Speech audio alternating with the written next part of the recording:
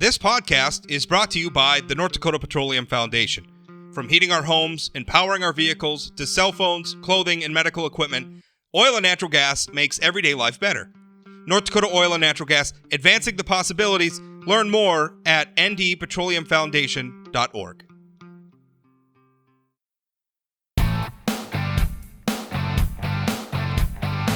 Welcome to Plain Talk. This is Rob Port. Joining me is Senator Kevin Cramer, and it's funny whenever I call Kevin to get started for these interviews, he always asks me how I'm doing, which is just a friendly thing for him to do, and I had to laugh because the thing I came up with was, well, the lights are on and nobody has COVID, so these days, what else can you ask for? So I cracked myself up with my own joke. Yeah, it's a high bar you've set. It's the little things in life that get you through. Boy, a crazy week on energy in the power grids. Rob, crazy is exactly the word for it. I actually had a 45-minute blackout because I live in Northwest Bismarck on Capital Electric, which of course is part of the Basin Electric family and part of the Southwest Power Pool regional transmission organization. So I actually experienced Texas problem in my home in Northwest Bismarck, as weird as that seems. There's a lot of people talking about this, and I feel like you're uniquely situated because not only are you a United States Senator, your background, you spent years on the North Dakota's Public Service Commission, where you dealt with power grids and siting wind farms and all the rest of that stuff. There's a push now, and it's a little bit frustrating to watch some of this debate play out because there's people out there saying, well, wind energy isn't the reason why the power went off. And that's right as far as it goes. The super cold weather is why the power went off, and the fact that a lot of our power producers in the southern part of the country weren't prepared for it. And that's a problem in and of itself, and that's something that's going to have to be addressed so that we don't face a situation like this going forward. But I know personally my argument about wind power and its contribution to this problem is a secondary consideration because to me natural disasters happen, right? We have earthquakes, we have flooding, we have tornadoes. These things happen. Sometimes they take out our power. The problem is power grids are a balancing act, right? That's kind of the whole point of the grid is they have X demand and they have to meet it with Y power and they have to make sure that it's all arriving instantaneously because there's no storing this stuff.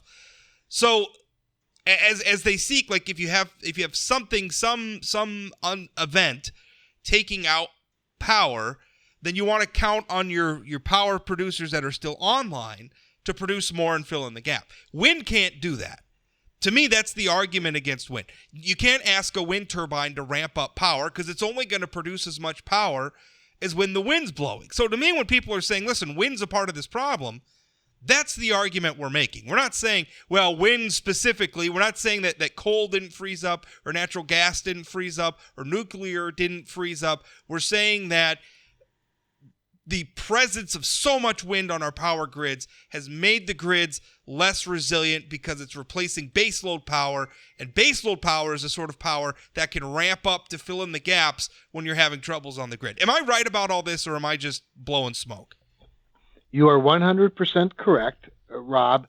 And a little bit of the problem in Texas from a political or from a quote spin, if you forgive the term spin. But anyway, since we're talking about wind turbines, but the spin in Texas has been hard to follow, largely because there the political situation's a little different than it is in other parts of the country. Right. While Texas is largely Republican, and it's been Republican politicians who bought into the wind resource issue in Texas long ago, a couple of decades ago. At least a couple of decades ago, and you might remember that that was T. Boone Pickens, right? The big Texas oil guy. T. Boone Pickens, that's right. He was a big driver of that. Yeah. Now his reason for pushing wind was not only to invest heavily in a big wind investment opportunity, in a state that has lots of wind and lots of land to put wind turbines on, but he's also, more importantly, in the natural gas business, and he wanted to be able to produce more natural gas as the backup to wind. To your point, an intermittent source of electricity generation like wind and solar, but especially wind, requires backup of a reliable fuel source.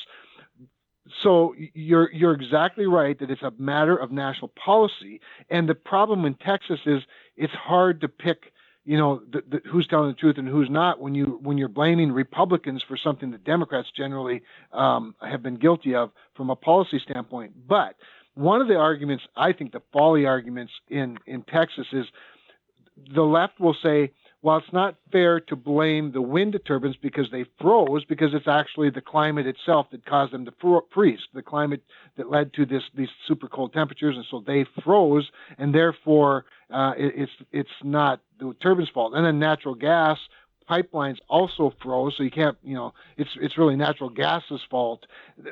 All of that is really beside the point. The grid, to your point, and the resiliency of the grid. By the way, here's the other folly argument. You're going to hear people talk about this is why we need to put a lot of money, trillions of dollars, into a new grid that has many more transmission lines to get this clean green energy more closer to market. Well, the resiliency of the grid has less to do with how many transmission lines there are as it does with the balance of the generation that's on the transmission lines, to your point. And that is that 24 hours, 7 day a week, 365 day a year, what you properly call base load electricity. There are really, I say 2.5 types of base load electricity, or the fuel that generates it. One, of course, is coal. The other one is nuclear. The half one is natural gas. And the reason I say that is not that natural gas can't be a baseload fuel source, but natural gas, first of all, it originally wasn't, getting back to the T. Boone Pickens era in Texas, is because we didn't have that much of it. And so you had to use it sparingly. Well, now that it's an abundant fuel source thanks to fracking, it can be more of a baseload fuel source for electricity. But the nice thing about gas is it's highly dispatchable. That is, you can flip a switch, crank up a gas turbine in a matter of seconds, whereas coal takes hours, in some cases, a day or better to ramp up to full capacity. All of these things enter into the formula. The other problem, however, with gas is that gas is used for lots of other things, not the least of which in our part of the country is home heating. Right. It's also used for manufacturing. It's also able to be turned into liquid and exported around the world, and those are all good uses. But natural gas is a globally traded commodity. And so when you have a situation like we've had this week in Texas, you see the price of gas go from very, very low to extremely high. It's a volatile commodity, I think, is the thing I always say, because we use it in so many different ways. It's obviously tied to the oil industry. We all know how volatile the oil markets are. A lot of the gas that we use is actually a byproduct of oil production, although we drill a lot specifically for gas as well. But that's the problem, is it's a very volatile supply at times.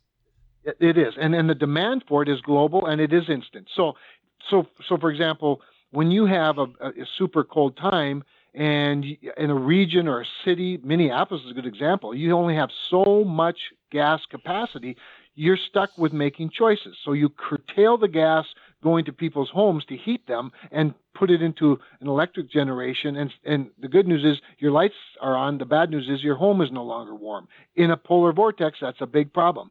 Other ways that they curtail natural gas is it can no longer be available to manufacturers. Well, some of the things you manufacture, those facilities have to run 24 hours, 7 days a week. They're producing really important things, manufacturing really important things. In some cases, it's food. In some cases, it's machinery. It's a lot of healthcare products. Vaccines, for instance. Vaccines, for example, exactly right. So natural gas is a very precious commodity, but it is sold and priced on a global market, whereas coal and nuclear are not. Coal and nuclear, they're precious, but a nuclear plant has a decades, if not centuries, supply of fuel. A coal-fired power plant has, in the case of North Dakota, at the mine mouth, an 800-year supply right there at the mine. If not that, then you have a subbituminous coal pile that'll last 8 days or 10 days or things like that. So you have a reliable fuel source that's specific to that. And by the way, it's priced accordingly. So you buy coal in a contract for a decade or 20 years, 30 years. You long-term. Because even if you don't have it piled there, I mean, because in North Dakota, the plants are coal power plants are pretty much right on top of the mine. That's the mine to mount thing. So, but even in situations where they're shipping the coal, I mean, it's the coal's in the ground. Like, we know it's there. That's it. It's just a matter of you get it out of the ground, you bring it to the coal plant, you pile it up, and eventually it goes in and gets used. And it doesn't go anywhere else. Right. So, I mean, it's a very simple thing, which is why we've been using it. So, I mean, so many of the technologies that last so long are just the simplest things. So I guess that's what frustrates me. For a long time, I feel like we've been talking about this specific issue. We've been saying the more wind power we put out, and not just wind power, intermittent sources, but I think we talk about wind because that's the predominant one in our part of the country. But it's solar too. It's these intermittent power sources. And people like you and I have been saying for a long time, the more of this we put on our grid, the less resilient the grid's going to be, and eventually we're going to run into problems. And I think this week was an unhappy, because I'm certainly not delighting in people being hurt or people being suffering, but was an unhappy vindication of that argument. And I'm wondering, do you think like this will wake some people up to say, hey, wait a minute, maybe we need to pump the brakes a little bit on pushing and mandating wind and things like the production tax credit, which frustratingly, despite the wind industry insisting they no longer need it, was renewed by Congress yet again. So we have this massive tax subsidy. Are people going to wake up now that they're I mean, literally faced with it's not a hypothetical anymore. It has literally happened. Millions of people lost power. And several lost their lives as a result of it. Now, It's not the first time it's happened, though. So, Rob, I'd like to think that it's a wake-up call, but, we've had similar situations, maybe not one quite as dramatic as this one, but we've had in the last several years. It's why I wrote an op-ed just a month or two ago for foxnews.com, which I think a number of North Dakota papers carried as well, predicting this very outcome should there be another polar vortex. Same with the hot spots where it gets super hot in the Southwest or even in the Northeast. And this is a logical outcome of all of this, particularly when we go so fast. You said put the brakes on. I'd like to think that people are waking up to this, and maybe they are. It certainly gives us another important example. However, you read certain outlets like the New York Times. I did a long interview with them yesterday. I haven't seen the story yet, but they've been reporting that it's coal's fault that this happened because the natural gas pipelines froze. That's why it happened. They're focusing on one little thing to try and rationalize really bad public policy. Now, smart people hopefully can wake up to it, and we can pump these brakes, as you say, a little bit. But the fact that the coal plants froze up, the natural gas lines froze up, and I guess even some of the nuclear plants had problems. The fact that happened is a problem. Like, I don't want to distract from that either. But it's not a binary choice where it's either it's fossil fuels and nuclear's fault, or it's renewable energy's fault. There are problems across the spectrum here. I mean, it's a complex situation, and there's multiple problems. So clearly, Texas, our friends in Texas and some of the southern states need to figure out how to deal with cold weather. That's right. They need to harden their infrastructure, and that's something that's going to have to happen. But in addition to that, we know that unexpected things are going to happen and take out power sometimes. Natural disasters are going to happen. Floods are going to happen. All sorts of things are going to happen, and our grid needs to be resilient to take that out. And that's the other lesson of what's going on right now is our grid wasn't resilient. Millions of people had to go without power. That's not, and I mean, in some instances, like you said, people were hurt, people lost their lives. Some people maybe were just merely inconvenienced, but we live in one of the most prosperous societies humanity has ever seen. We shouldn't have to have rolling blackouts. It's ridiculous that we're at this point. But I want to play this out a little bit because you've touched on lots of things that are important. One of the things, leaving Texas aside for a minute, because you're right, they weren't prepared for cold weather. But in North Dakota, just the other morning when I woke up, as has been the case several days in these last 10 or so when I've been home, I live right across the river, the Missouri River, from a coal-fired power plant. It's the Heskett Station that's owned by MDU. And that power plant is sort of the last one they turn on when they need power. So when it's really cold, both stacks are emitting emissions. So I see the water vapors that going out of those stacks.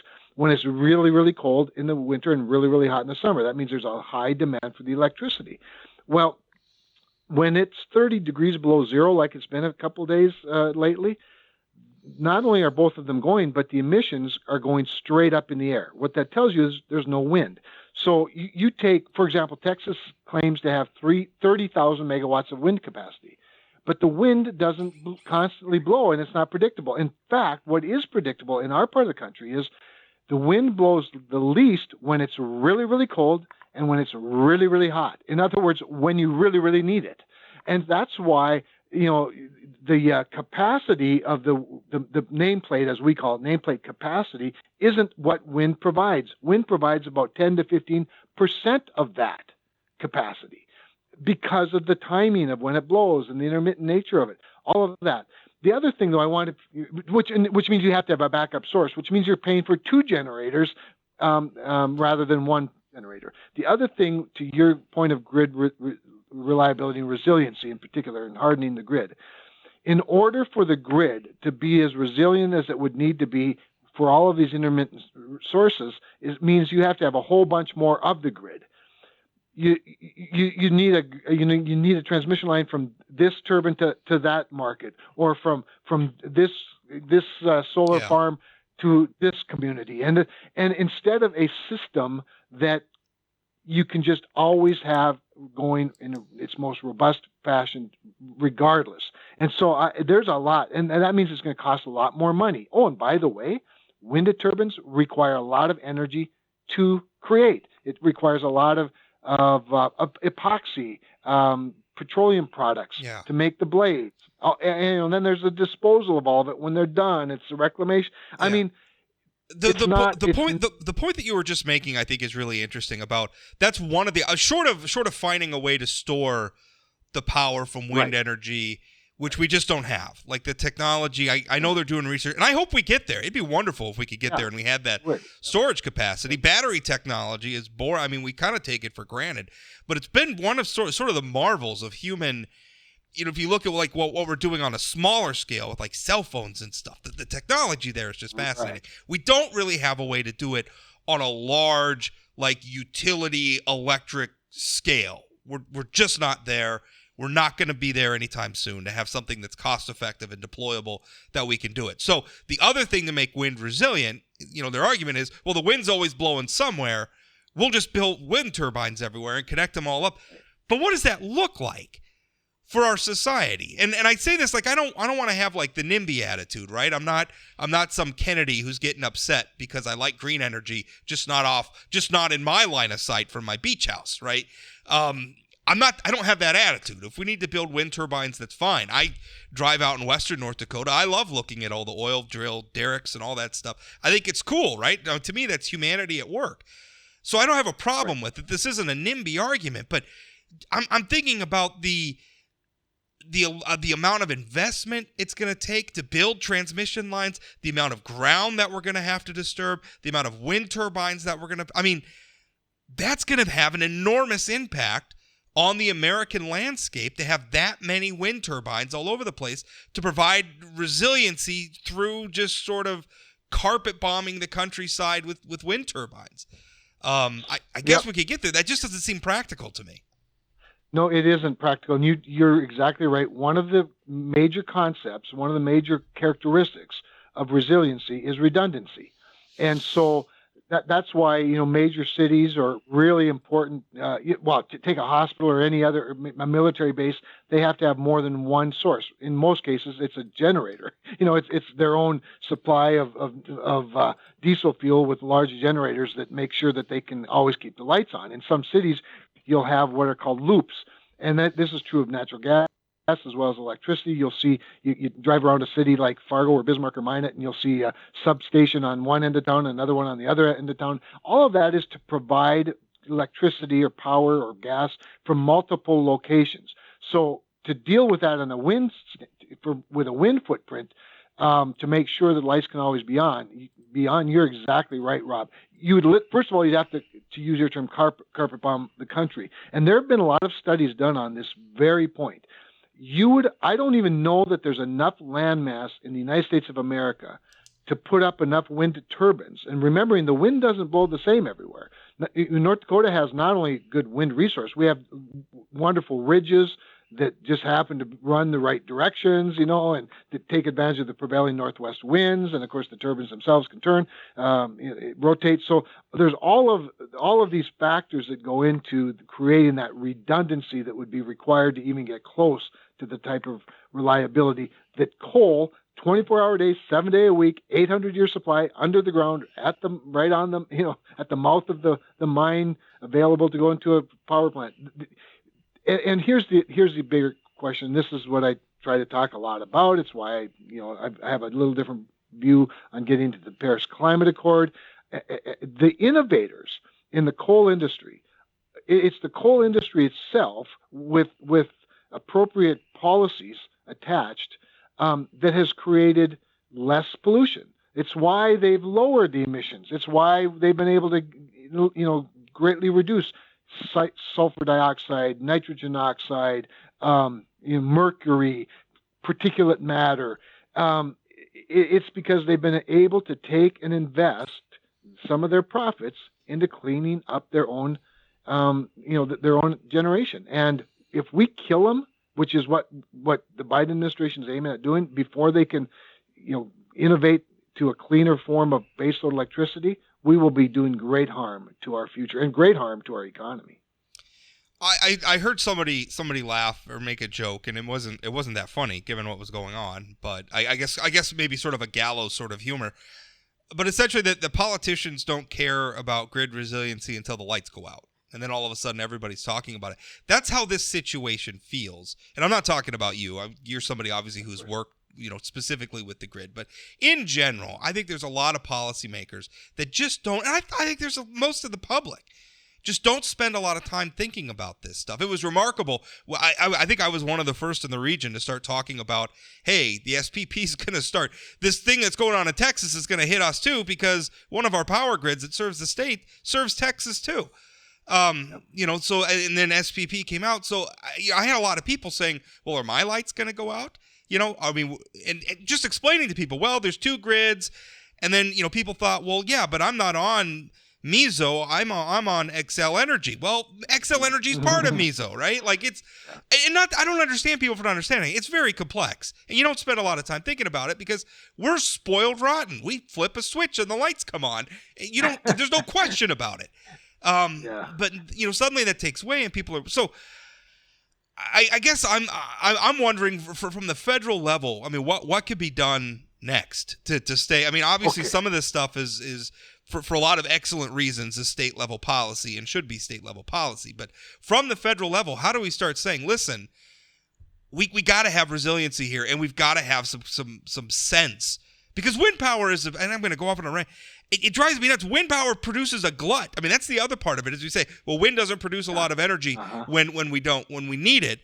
It also produces a lot of energy when we don't really need it, which is why sometimes the wind folks they have a negative price on wind because there's a glut of energy and they're producing anyway because they can't help themselves because the wind's blowing. So it's this frustrating thing where it produces a lot when we don't need it and not very much when we do need it, and yet we're proliferating this thing across the power grid. What can we do from the federal level to address that? So one of the things you touched on earlier, of course, is this production tax credit, and this is something that began in I think it was 1993. Yeah, it was it was initially a credit for every kilowatt hour that is created. And I want to say at one point it was like 2.8 cents per kilowatt hour. Now, those of you that look at your electricity bill, that's a big part of your bill. And so now you take that, and that becomes an incentive not only for the companies to build the power plant or build the wind farms, but then, of course, to generate them. Well, you're right. When they're generating a glut, that price difference, that 2.8 cents that is just granted them by the federal government, by the taxpayers, they, of course, they don't get that if they don't sell the power, if the power isn't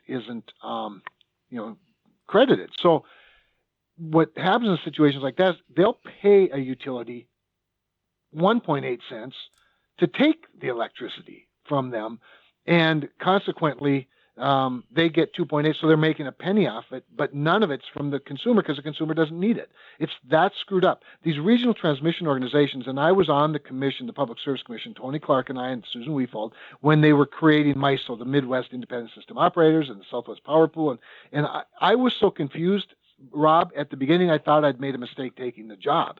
I'm like, you've got to be kidding me. And the thing that always bothered me about the regional transmission organizations, it's not that I don't like markets. It's not that I don't see the benefit of a regional resource. But what I never liked was turning over control from first of all, rate control to some degree, again, wholesale rate control from, public service commissions in the state or utility commissions in a state to a regional distribution system. The other thing I didn't like is that they're making they're picking the choices based on engineering and some economics. They're making the energy choices for communities and states far, far away. Carmel, Indiana is where, for example, the MISO headquarters is. That's where they make their decisions. And there are people in that trade electricity like they trade other stocks on the stock market. That literally, I don't like it because it removes decision making from the plant operators and from the utilities themselves. I never liked it. I remember one time saying to my colleagues, I don't remember anybody from Minnesota electing me to be their rate regulator. So I've never been a big fan of these markets. Now we're super blessed in North Dakota. We have vertically integrated utilities. At one time, Rob, this was before I became a regulator, but you might remember when MDU and Otter Tail Power owned the coal mines that fed their generation facilities, that fed their transmission system, that then fed their distribution system, and then they collected the bill from the ratepayer. In a monopoly regulated world, that was frowned upon by regulators.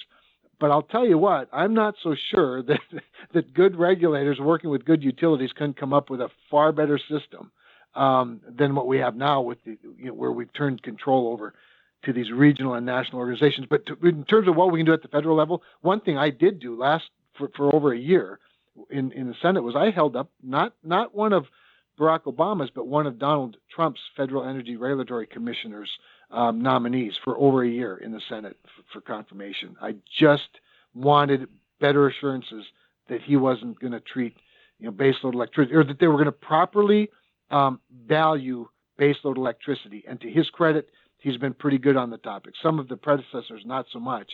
But what that means, Rob, is that means that the FERC, when they add a value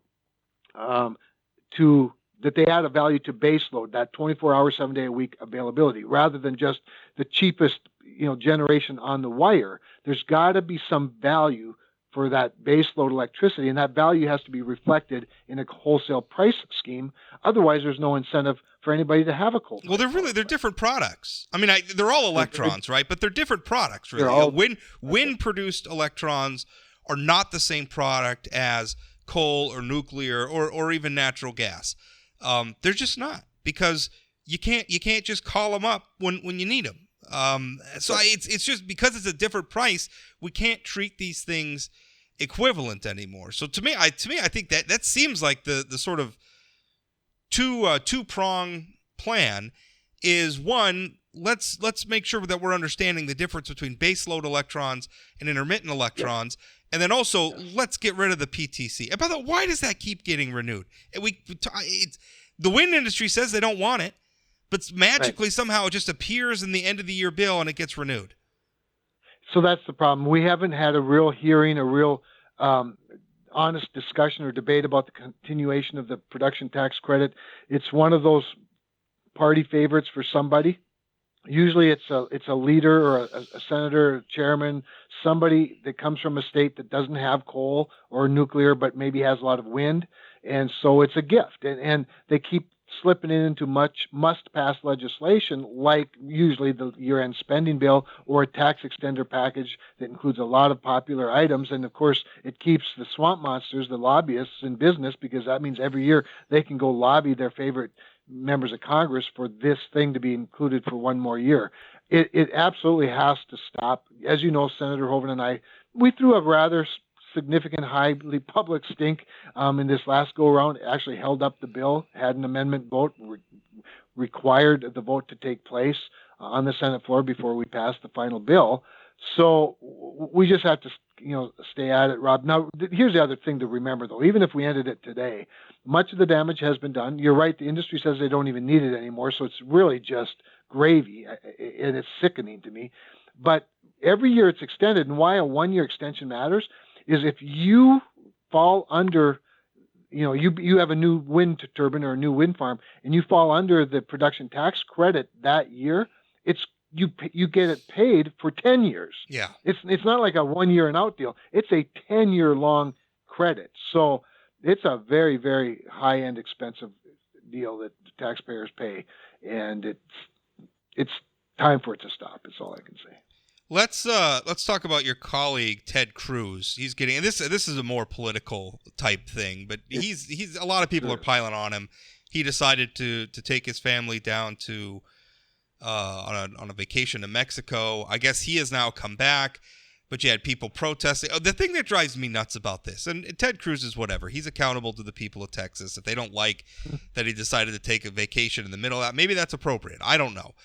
What bothers me is that, we're in the middle of trying to roll out a national vaccination. We have these power outages. That's impacting the vaccine thing. We're still dealing with COVID. We have all these other news stories. But I'm looking at like the top trending articles, and they're all about Ted Cruz going to Mexico. I don't understand it. I'm looking. I don't understand the obsession about that. And I mean, sometimes the political stuff and the symbolic stuff, it does matter. I'm not going to say it's unimportant, but my goodness, I saw somebody I think I retweeted it. Somebody on Twitter wrote that we landed a new rover on Mars, and somehow that was the second most talked about itinerary on the internet. It's absolutely crazy to me that we're this focused on Ted Cruz's vacation plans. So I believe you wrote a piece recently. In the piece itself, sort of is your own admission of guilt, I suppose. It was very cleverly done, and that is the media business responds to the viewer, reader, listener business, which is the consumer. That's true. And so who changes this? And this is an honest question. In fact, we should have a panel on it someday. How does this change? Who's responsible to whom, and how do we change what we write about? Now, I get after my friends in the Washington Press Corps quite a bit on this topic. Of course, I'm not sure when the press is going to let Donald Trump go. We as Trump supporters get blamed a lot for not letting Donald Trump go, and yet the reality is the media is obsessed with Donald Trump. You notice I haven't brought him up at all. You haven't brought him up, and I'm sorry I did. But anyway, but it's just one illustration, and this is the latest illustration of whose obsession is it? Is it the media's obsession? Is it the listeners, viewers, readers' obsession? But I think there is a responsibility in the media itself on this one, quite honestly. But as long as media outlets feel they work for one party or the other, or one philosophy or the other, these are going to be the sexy items. Evidently, they're also simple to understand. I don't even think it's ideological. I think the public, and a lot of it's been happening with Rush. I've written about some of this in the context of Rush Limbaugh passing on. Sure. And a lot of the people sort of dancing on his grave, and my point was, Rush Limbaugh was a provocateur. He said a lot of things that made a lot of people mad. He said things that made me mad sometimes. Right. I think he saw that as his job. I don't understand if you think that Rush being, accusing him of being insensitive or all the other things, why you think you're suddenly like Schadenfreude is now a virtue. It's not really. So I think that's with Ted Cruz. I don't think it's even an ideological thing. I think that there is a deep-seated public hunger for outrage. People like to feel outraged. I think that's exactly right. I think there is that's well said, a hunger for outrage. There's a desire to be mad. There's a desire to be contrarian. It's like a sport to hate your opponent, and it's really, really awful. And so what do we do about it? I think leaders have some role in it, but I think political leaders tend to be a reflection of what's going on in society more than a driver of it, quite honestly. And as I've said to many reporters, I did quite a long interview recently on CBS News on this topic because they wanted to know how we could do better and how we can do more about unifying the country and that. And I said, well, you can stop being so interested in division. And I went down a list of things that we've done. For example, passing a highway bill and a water infrastructure bill unanimously out of a committee didn't get one bit of interest, other than maybe in some of the trades that cover highways or cover ports or something specifically, but nothing else. And there's just way more interest in the division than there is in and the problem's us. I mean, I think sometimes we talk about the people at the top, and really all editors and producers and all those people are doing is trying to give the public something that they'll click on, or trying to give the public something that they'll tune into. And so It's the public really that has the demand for this. And I mean, I'm not trying to exonerate anybody here, but where, you're just kind of following the money, or so to say, or trying to follow it upstream, it seems like the source is in the public, and that gets into the whole social media, and we live in a populous age stuff, which I feel like I've been blathering about forever. But I don't see how we get to a point where we stop it, where the public's interest is just in Ted Cruz's. And listen, I'm not saying even that was unnewsworthy, right? Maybe the senator should stay in Texas when his state is suffering. I mean, maybe flying off to Mexico. I think even Senator Cruz himself said, not a good decision, right? So, okay, fine, but it's over now. And how about we move on and get back to talking about the real stuff? It's one of the things that I think is driving, like you said, a lot of the problems in this country is we're just not interested in the things that really matter. We're interested in, well, gosh, I'm super upset, or some story out of a school district where some kid can't wear a T-shirt or something. That's the stuff that gets a lot of attention, and it's baloney. It's nonsense. It is, but back to sort of the ideological question of it, there is plenty of that as well. I mean, when you consider that CNN has seemingly zero interest in, speaking of another politician, Governor Cuomo is under federal investigation for lying to the federal government over the deaths of people in nursing homes as a result of his COVID policies. That seems to me it should be pretty big news, and yet ideological news organizations prefer to cover Ted Cruz going on vacation. And so there's way too much of it going on. But I don't know what stops it. I don't know what stops it, Rob. But maybe you and I at least can do our part in our circle of influence. Well, I mean, I try. Some of this stuff is newsworthy, but I try to stay focused on the issues. Anything left? The vaccine rollout. Are you? I mean, let's talk about that, because I think that does matter.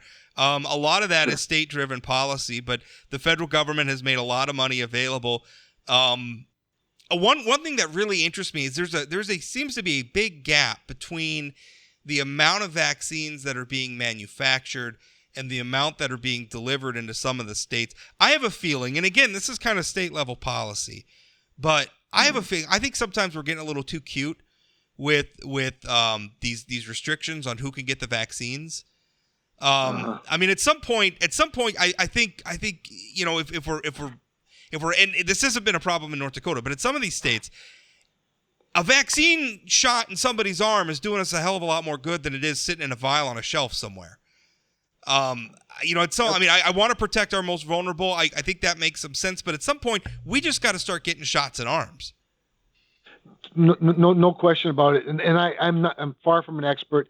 North Dakota's done it quite well. I mean, we have some advantages, I think, in our population, obviously, but in the concentration of population, we have a governor who's nothing if not an expert at data and logistics, and he's really managed it well. We have a National Guard that is, speaking of logistics experts, I mean, they've been phenomenal. I don't think they've gotten near the credit they deserve in terms of how well organized their testing has been. In fact, a lot of North Dakota's data is driven by the fact that we test so much faster and more prolific than other states, and a lot of that's because of the National Guard. So same is true of the vaccine rollout here. That said, your point is right on, I think, and whether you can certainly set a priority list and you can let certain people to the front of the line. I agree with you, but there should not be a single wasted vial in the arm the next person, that walks by if you need to do it, Yeah. and get it in, get it out, get it in, get it out, and we're better off. But I don't want to also pretend to understand how difficult this challenge is in Los Angeles or New York City or Miami, and I pick them because they're large cities, not because of their situation. I don't know their situations. So, but you're right. A lot of it is state. I do think states seem to be unprepared in many cases, and I'm sort of like, why would you be unprepared? This was planned for a long time. You were given ample notice. I do think that in some cases states just thought the federal government was going to take care of it, even though they don't necessarily want the federal government taking care of lots of things. That was not the case in North Dakota, and I'm always glad for that. But I hope states are more prepared. And I mean, let's be honest. Previous presidential administrations, I think President Trump. And I'm going to praise him now, so brace yourself, Kevin. One of the things I liked is that he kind of told states, hey, you're in charge. Your state governments, you're in charge of your states, the federal government. There was a trend, and frankly, I think it was under George W. Bush. I think it was under President Obama. Maybe it goes back even further, but George W. Bush is kind of when I came of age, I guess. But I mean, one of the things is that it's states need to be more in charge of this stuff. We were doing too much of it from the federal level, where we have the federal government micromanaging everything and delivering everything. And I think you're right. I think some of the muscles that states have for managing this sort of thing atrophied, and they were expecting the federal government to just come in and do it for them. And when the feds didn't, now they're doing it, and they weren't prepared, which they should have been, because we all knew there was a vaccine coming. We had months and months of reports that, Pfizer's developing it, AstraZeneca's, it's going to be approved. This is, when we're probably going to start ramping up we knew it was coming. You had to have known that eventually somebody in your state was going to have to start putting shots in arms. Why weren't you prepared? Is there anything from the federal government? I mean, the federal has made so much money, so many resources available. Is there anything else the federal government can do at this point? I don't see it myself, Rob. There's some states, lots of schools are still sitting on billions of dollars from previous appropriations. So I don't think money is the issue. And even though Joe Biden seems to want to put out a lot more money, now he wants to give $4 billion. Make a $4 billion contribution for global vaccine distribution. And I'm thinking, wow, did we slip a long ways from America first in this one? But I think with regard to some of the states, I think there are some states who philosophically, their leadership isn't really that federalism oriented. They actually like the federal government taking care of them. Self-reliant states like North Dakota, who've been begging for more autonomy from the federal government, got it, and they were prepared to deal with it. So some of it is that, but some of it too is just, I think a lot of states have gotten used to the federal government just taking care of them, or not being able to fulfill the pledges and promises and goals and meet the goals that they've set. And Donald Trump was an exception to that. He really was a state's first, America first president, and he exercised it in lots of ways, and not the least of which was, of course, the vaccine rollout, but he also had exercised it in previous years on things like energy policy, environmental policy, and law enforcement policy. So anyway, all of that said, I would hope they're better prepared going forward. I thought it was sort of interesting the other day when President Biden seemed to have forgotten that we were doing 1 million vaccines a day before he became president, because he talked almost like he invented the vaccine rollout. Well, according to him, the vaccine was invented on his watch, even though we have pictures of him getting the vaccine before he was president. But anyway, that's politicians sure like taking credit for things, I guess, and not taking credit for things when they're bad, though, is kind of the interesting thing that goes on there. Kevin, thank you so much for your time. I appreciate it. And Rush, I guess we focused a little bit on some of the reaction to Rush Limbaugh, but I know you had a little bit of a connection to the man. He quoted you on air. I remember years back when you were public service commissioner. He was he was talking about you on air. I wrote about this a little bit in my column about him, but I had early on when I was blogging, it was me just sort of writing to the void, right? I mean, nobody was. I didn't think people were reading it first, and mostly it was, I was trying to build it up, and I mean, there are times where that can start to feel a little futile when you're trying to build something yourself, and maybe you have a lull, and it just doesn't feel. And I remember I was sitting at Perkins with my girlfriend at the time, And I was talking about this, like maybe I'm spending too much time doing this because I don't know if I'm making a difference. I don't know if anybody cares. And then my cell phone just starts blowing up.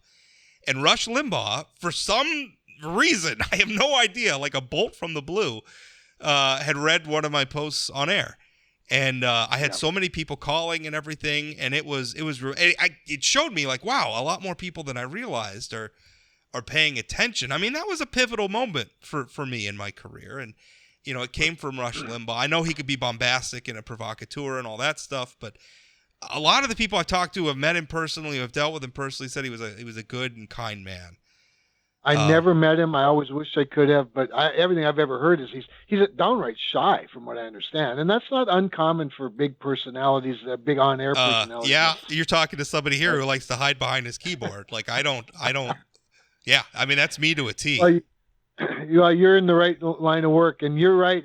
Those moments, those things like that, where you get quoted, like one of your posts gets quoted. Those are game changers. Not only do they validate you in another forum or in another medium, and not only do they introduce you to a whole much bigger, different, new audience, but they're also a great encouragement. And in my situation, you're right, it was centered around some things I had said about the cap and trade back in 2009. And so when I think of it today, when I listened to it this morning, in fact, I'd forgotten about it till today, actually. And I thought, oh yeah, and I pulled it up and listened to it, and I thought, wow, that was sort of a life-changing moment, because like you, all of a sudden my cell phone is blowing up with calls from people I hadn't heard from for years, from all around the country, saying, Rush Limbaugh was talking about you this morning. So it's kind of fun, and it's a sad thing to see a guy like him go away. You talk about how bombastic he was, and there's no question he was that. He was humorous.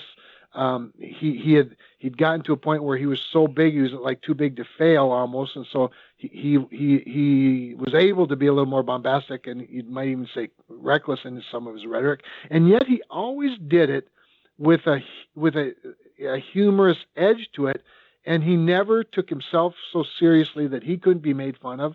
And I think he never understood why other people couldn't either. But I think he played a part too. I think a lot of people don't realize that sort of swaggering, cigar smoking, that was a persona. Right. That was I don't know how genuine that is. And to your point about too big, I read this interesting article once about how authors a lot of times aren't as good later in their careers because they're so successful early on, they become hard to edit, right? So, like Stephen King's early work is a lot better than his later work, because at some point, who's going to call Stephen King to the carpet and say, boy, you need to cut about 300 words out of this?